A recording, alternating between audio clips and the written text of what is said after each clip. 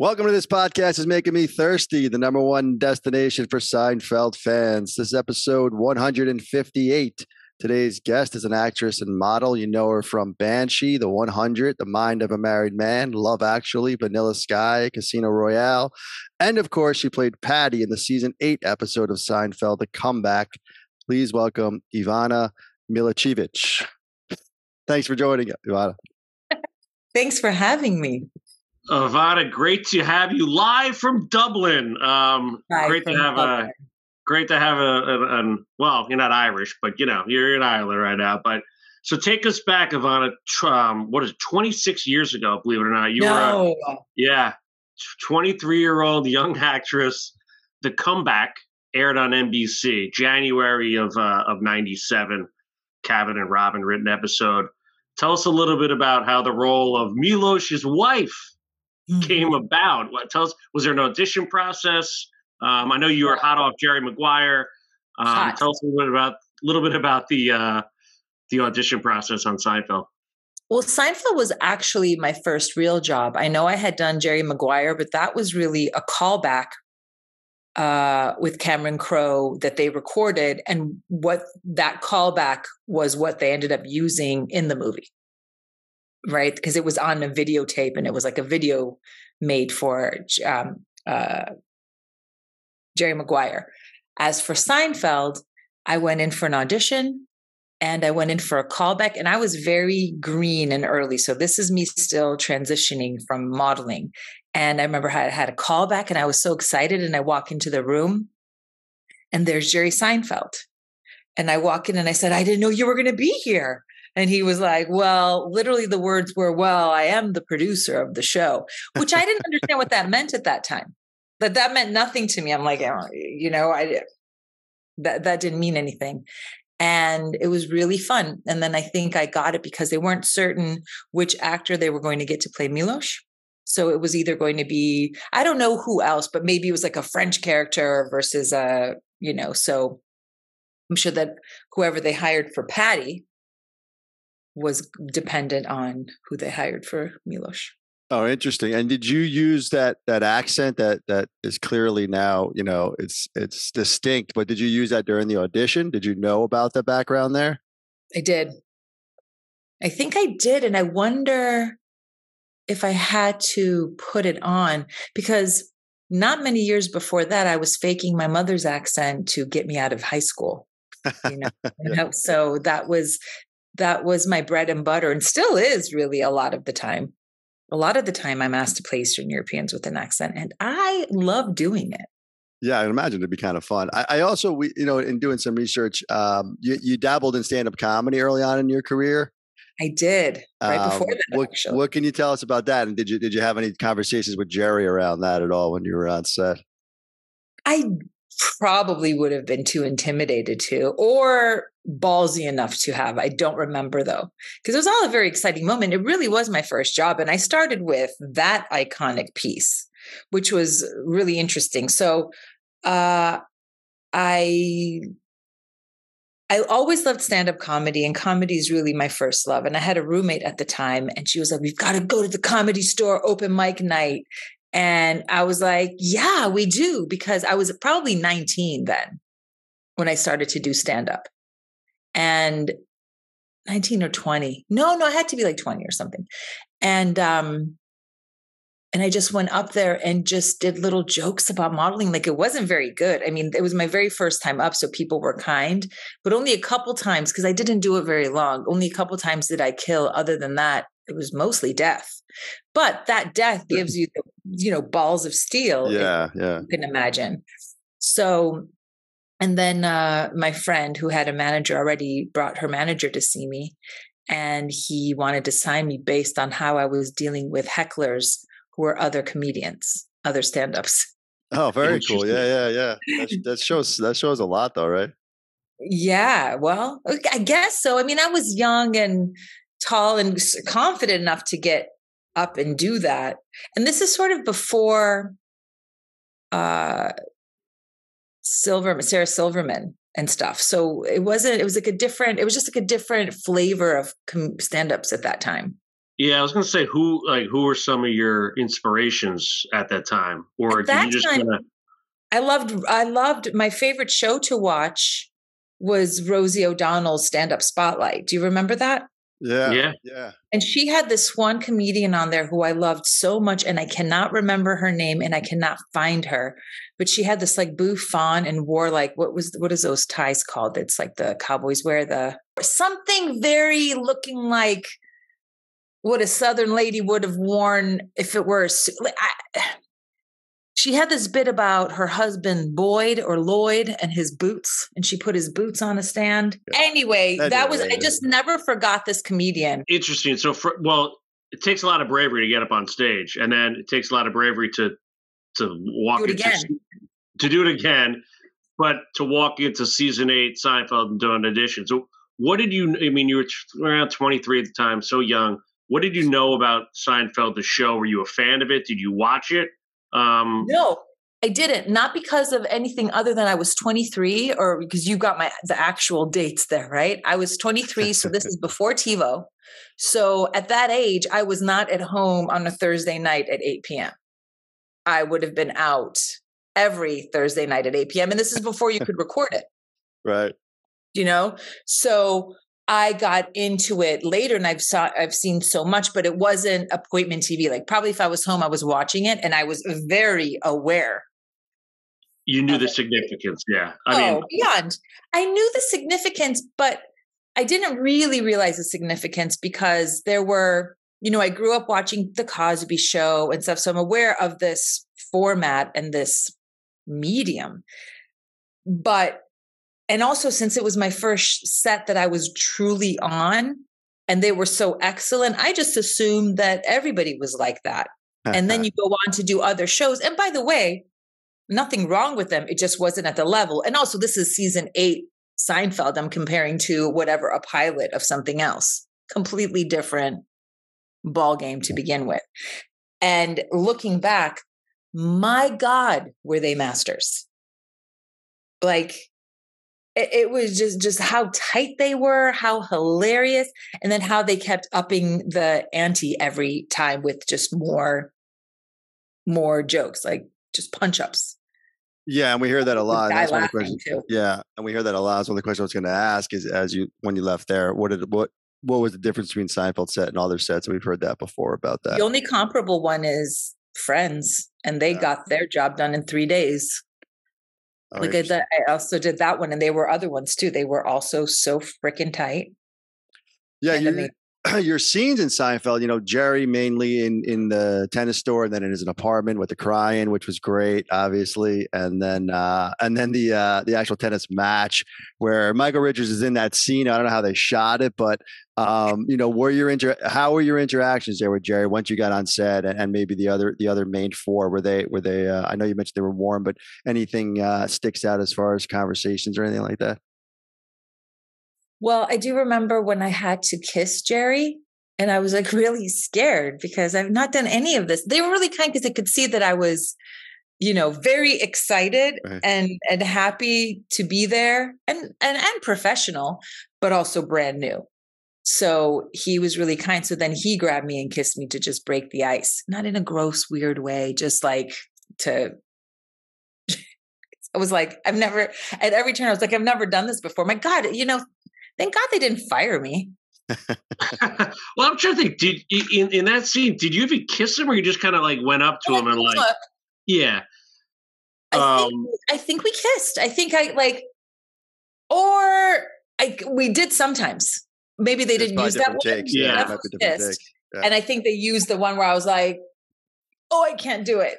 Yeah, and you're kind of crying on the couch. I mean, pretty funny scene. I mean, you waiting outside Jerry's apartment, and Milos gave me your address, the whole thing, and that's the line that always gets me. Jerry just saying, "Oh, that Milos," So a lot of just fun scenes, like Tony said, with Jerry. And again, Jerry wasn't the trained actor, if you will, like the other three were. So. But it sounds like he made you pretty comfortable. This is pretty much your first kind of acting gig as well. It must have been kind of surreal. It was very surreal, and that was very interesting because you're right. Compared especially to the other three, he was so not an actor, but it was interesting how, at that time, he's not that. But what he is 100% Jerry Seinfeld, the producer of the show. Talent. Yeah. Well, not even that. Just yeah. the star, like the X Factor, the thing. He had the thing. Yeah. So even though he was like smiley during scenes and stuff, he was so powerful. So it was interesting because it wasn't what they were, but it was this 1,000,000 kilowatt thing nonetheless. Right. And you could see that, because you could see the difference of what it wasn't and yet what it was. Yeah, it's interesting. Another show you were a big part of that I enjoyed, actually. I remember watching it when it was on too, is The Mind of a Married Man with Mike Binder, who's also a comic and comes from that world, and he's also from Detroit, where you're from. I'm just curious, was there any connection there? How did that go with him? I mean, that was kind of a really cool show that kind of had it was HBO, a little different, but I'm sure you might have seen some similarities just working with another kind of comic who has that presence you're talking about. What can you tell us about that experience, just for some of our fans who are comedy fans? He loved that I did stand up. Like, he really respected that I even had the balls to ever have done it at all. But then again, when I don't compare myself to actual stand-ups, because I did not do it very long, and I've done it long enough to know what that is and how what I did, it was not that, because of how long it takes, how they hit the pavement, how they like tour, and how hard they work, just grinding. And I didn't do that because I got a manager and then I started auditioning and doing it that direction. And improv and stuff. Like, I was more of like a groundlings person and things like that versus stand-up. But Mike really liked that about me. And I think he did have a soft spot that I was also from Detroit. And I loved that role. And I remember how I got the part, because I had to get my wisdom teeth taken out the day before the test. And it was like, me and two other girls, the normal fare before a test. And I walked in and I did my bit, and I was probably a little bit high on painkillers because I just pulled my teeth. And then they kind of wanted to see it again. So I walked in and I did the audition, but this time like on my knees. If you remember, there were a lot of fantasy scenes. Yes. Yeah. And I got on my knees and was like looking up to him, doing saying those kind of cute, dirty things. Right. And then when I was finished with my audition, I got up to leave, and then I turned around. I was like, and I said, I hope that was good enough for you. And I smacked my butt, and then I left and I got the part. And I'm telling you that's why, because it was discussed. And you did that that was an improv, the smack. Yeah, because it was as I was leaving, I was like, I hope that, because it was kind of like this attitude of like, is that what you want? Because they're bringing us in. And the whole testing process is so scary. Right. It's got to stand up itself. Right, exactly. It's got to feel that way. I bet at times, for sure. So we're talking to you. You're in Ireland right now. What's the Seinfeld buzz out there? Is it still going strong with it on Netflix now? Do you find that you're being recognized for Seinfeld at all, or is it mainly Banshee? I mean, always curious. Yeah, it's all of those things. I've done enough huge little things that I get recognized on the street very often, sometimes more in some countries than others. Here, they tend to be real cool anyway.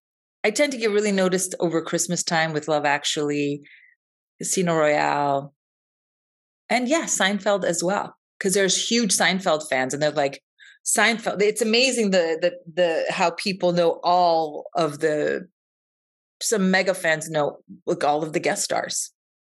Yeah, I mean that's not just Dolores. She's been on the show. I mean, that's what this podcast is all about, is celebrating the guest stars, because that's what made the show, right? The main four. Yeah, well, here I'll tell you. Okay. People know you as Patty Milos's wife, right? I saw you in Friends, but I couldn't. I don't know. Like, you know what I mean? Like Seinfeld guest, and that was a credit to Jerry. He let the guest stars shine, right? And it's funny, you mentioned like the things they notice. I noticed, and I'm wearing it today. when you're in the golf store, you're trying on a Myrtle Beach hat. So are you a golfer? Wow. That's a tennis player. What is? That's a loaded question. Yeah, exactly. Yeah, I'm a golfer. Yeah, but yeah, Myrtle Beach. It's golf, tennis, the whole thing, isn't it? Okay. So, but that first scene, so funny. You're just kind of like trying things on. And Jerry's line, game, set, match. Mm-hmm. Were there any deleted scenes, stuff we didn't see that you wish got on there? I mean, again, it was only 26 years ago, but yeah. What do you kind of remember about maybe some extra scenes, or even just like kind of that whole week, right? Like, did you meet Julia and Jason and Michael, the whole crew? Yes, I would have met them all because, multi-camera shows shoot where everyone is there. It's not like you're in some set somewhere over there. The whole set is right there. All of the sets are on one stage. You could see each other. So yeah, we were on rehearsal day and game day. We're all there together. So I met all of them. They're just so good. Oh, and I had a lot of chats with Kramer. Why am I Michael Richards? Michael Richards. I had lots of chats with him because what he was doing was so incredible to me. Yeah, exactly. So I must have been very, very aware of the show, even though I wasn't there every Thursday night, because I was talking to him a lot. And even just watching him work, I was like, because I was very into comedy at that time. And his physical comedy was so out there. Yeah, and he worked on that. Still very grounded. It wasn't like he wasn't playing an alien. He was like, yeah, and he worked on that a lot. That physical comedy. I've heard that a lot from other guest stars. I know, like we mentioned, it was some time ago. But the other kind of interesting fact, you mentioned Seinfeld. Fans kind of look at these things, so we got to ask. The director of your episode was not Andy Ackerman, who pretty much directed almost every episode from season 6 on. And without saying too much, was it noticeable? I mean, did you have any interactions with was the set any different? We've heard Larry showed up to the set sometimes in season 8 and season 9, even though he was off the show by then. Yeah. Any interactions with Larry, whether on Seinfeld or further down the line in your career? Definitely not. No interactions with Larry. I do not think he was there, but I wouldn't have known. Again, right. I was not savvy about. Yeah, that's true. And he wasn't Larry yet, and maybe in the popular world, maybe as far as that goes. So that makes sense. Yeah. But I wouldn't have even known. I wasn't an operator. I wasn't ambitious. I did for a girl in Hollywood. I certainly did not know how to work things. I was just happy to be there. Not even.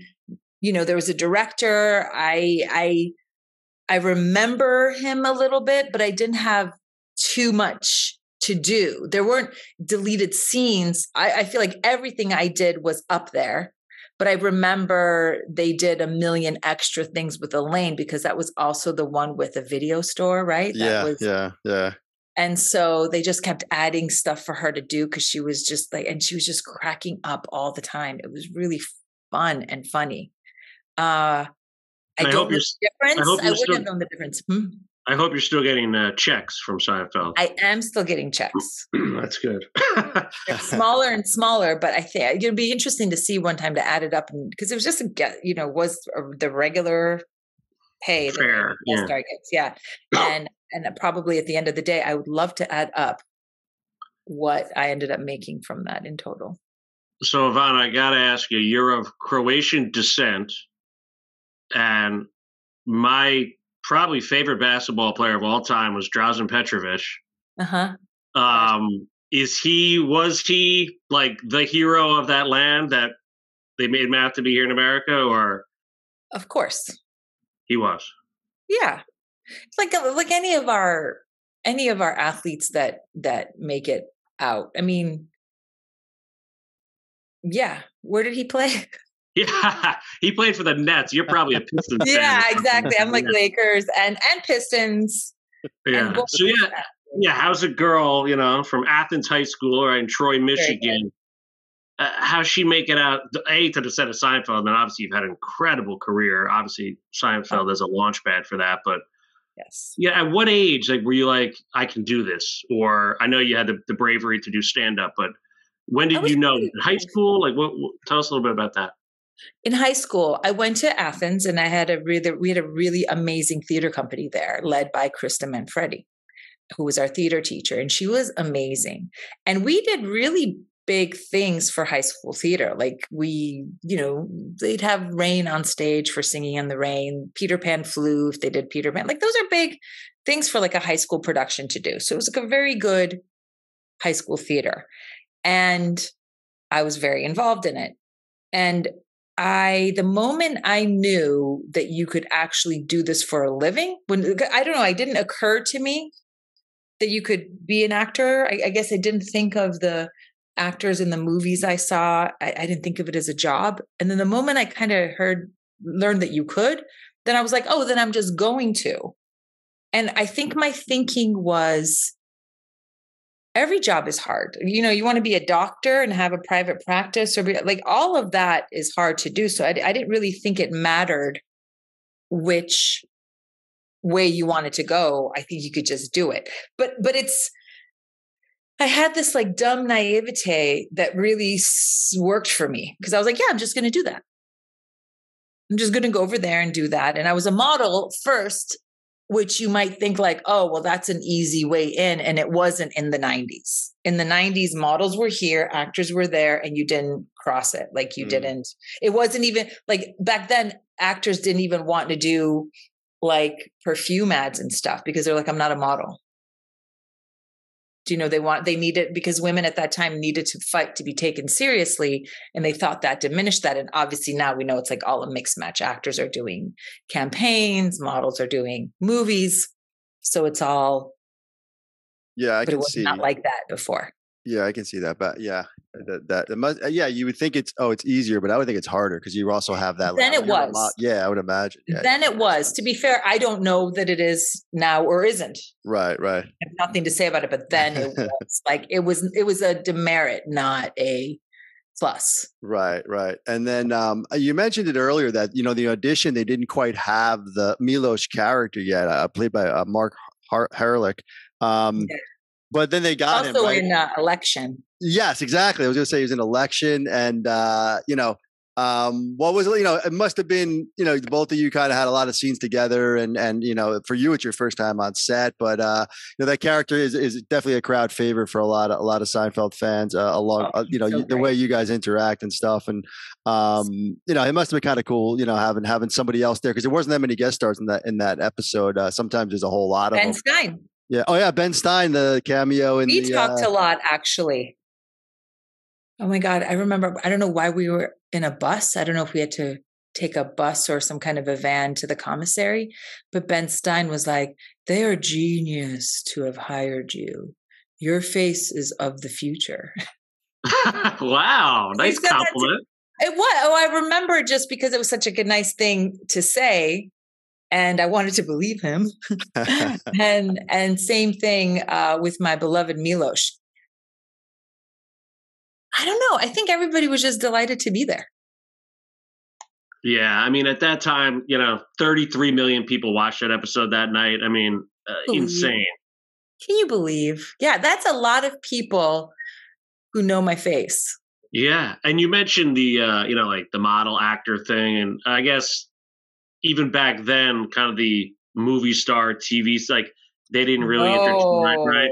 Now it's kind of like, yeah, now TV or streaming, whatever you want to call it, is kind of. Yeah, George Clooney was a miracle. Right. But he came from Facts of Life, was it? Facts of Life, yeah. Facts of Life, yeah. I cannot believe I am rattling these off.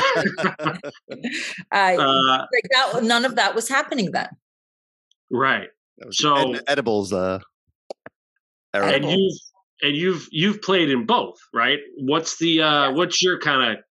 Do you prefer the sitcom, maybe long form?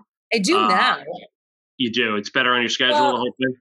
Yes. I mean, that's the dream schedule, especially, I don't know if you realize, but when you're a senior huge hit of a show and pedigree like Seinfeld or Friends, that means that you get the coveted slot of shooting on Fridays. Right. Do you understand what the setup is of a weekly show, how it works, the schedule? A little bit, but tell us the Seinfeld Friends, yeah. For instance, well, all of them pretty much work like this. It's about a 5-day cycle, right? Day one, you show up, you have a table read, you show up around 10, 11, that's your start time, 10, 11, maybe 9:30. You have a table read. If there's a lot of rewriting, you go home an hour after that. And that's your first day of work, right? If they're pretty good, then maybe you'll rehearse a little bit and then you're home in 2 or 3 hours. Day two, again, a little bit of a table read, start rehearsing, maybe a quick network run through, you're home by 4. Same thing on Wednesday. On Thursday is a long day and Friday is a long day, or like day 4 and 5 are long days.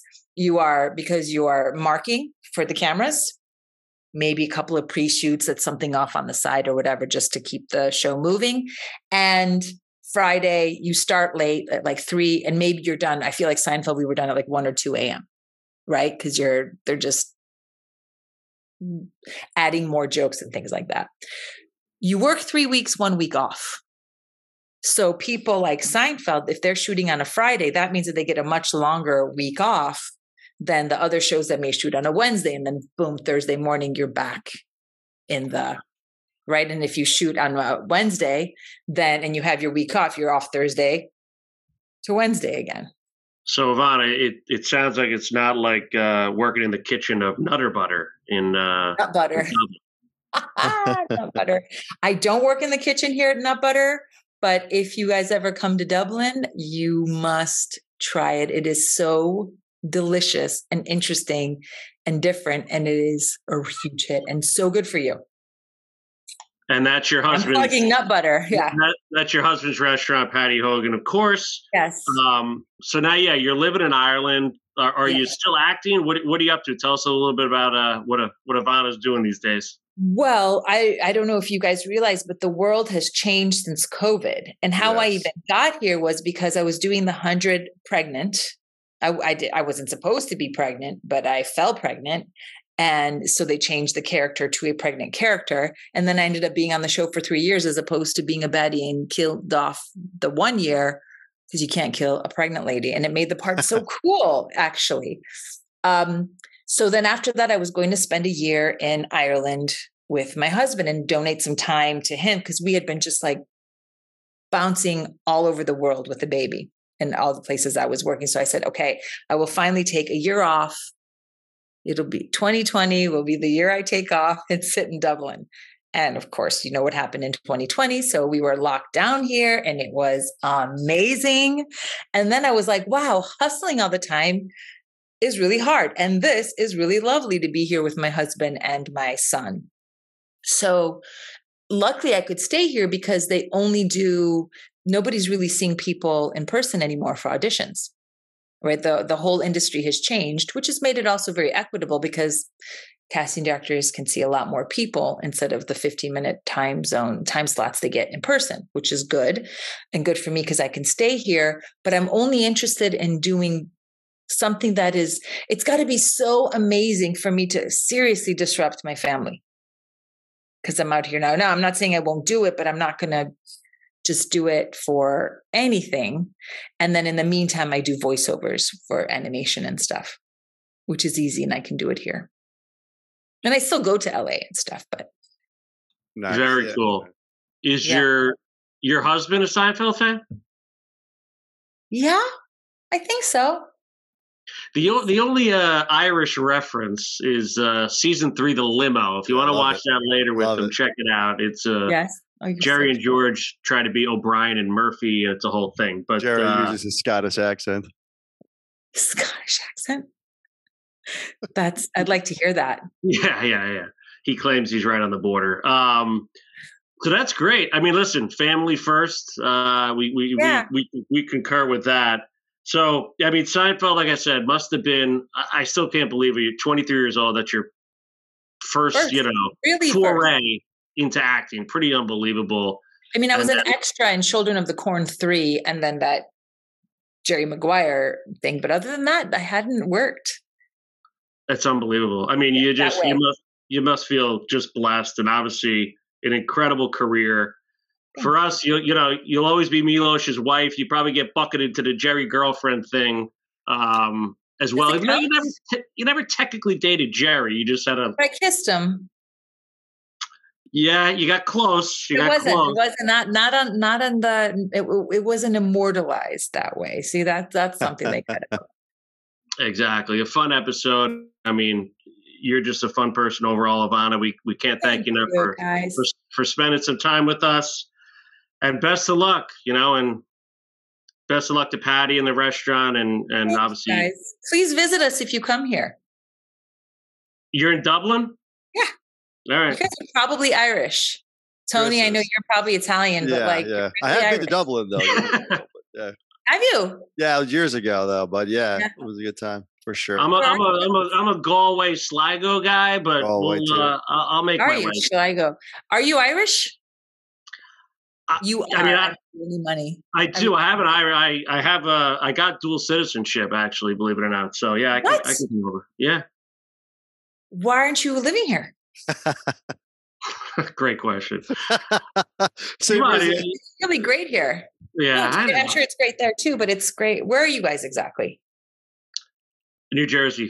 You're in New Jersey. Yeah, and I'm in South Carolina right now. We're both from New York originally. I just moved down here recently. Get out of New York. Yeah, exactly. I know. Yeah. Well, thanks so much, Ivana. This has been great. Thank you so much, Ivana. This was awesome. Thank you, guys. Thank you. Mwah. Great. Have a great day.